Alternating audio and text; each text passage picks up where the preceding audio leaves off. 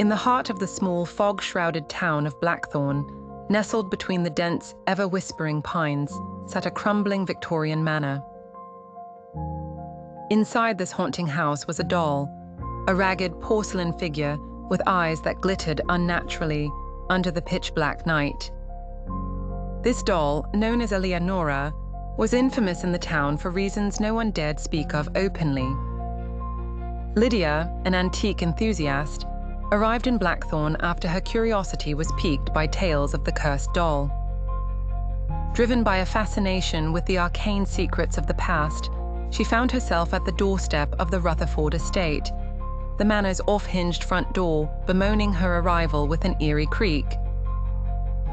"It's only a doll," she reminded herself, her voice barely a whisper against the muted air. The manor, in its decay, smelled of damp wood and ancient dust, a scent that seemed to cling to Lydia's clothes as she ventured inside.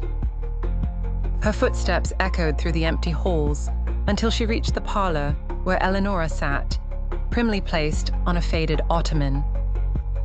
The room was dim, the only light a flickering candle that cast long shadows, bringing to life the embroidered tapestry on the walls. Lydia approached cautiously, her eyes fixed on the doll. Eleanora's glassy eyes seemed to follow her, betraying a presence that sent chills down her spine. She tentatively reached out, her fingers grazing the cold, porcelain cheek. As if on cue, the candle flickered violently.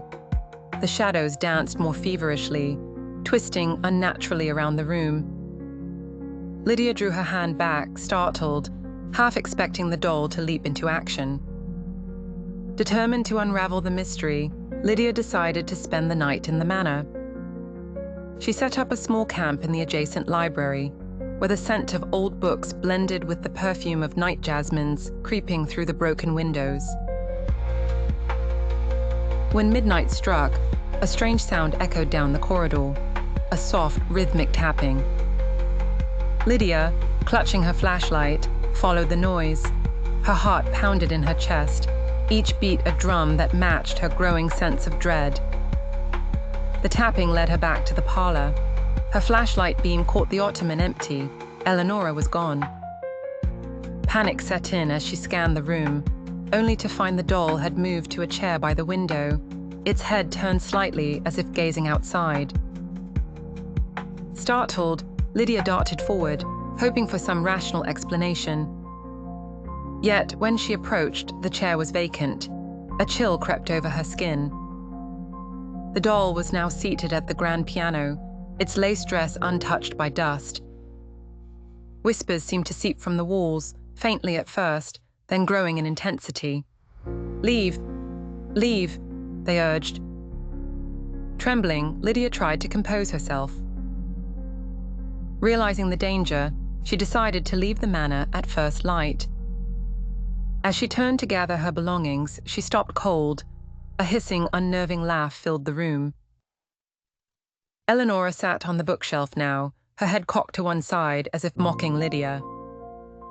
In an act of desperation, Lydia grabbed the doll, intending to rid herself of its curse once and for all. But as she held it, she felt a powerful surge. Visions of past owners flashed before her eyes, each one lured by the same curiosity, ultimately driven mad. She let out a cry, dropping the doll. It shattered into fine porcelain pieces, each fragment seeming to wail as they hit the ground. But the whispers did not cease. Lydia, frozen in terror, watched as the pieces began to stir on their own, slowly reforming under an unseen force. Understanding the doom impending, Lydia fled the manor, never looking back.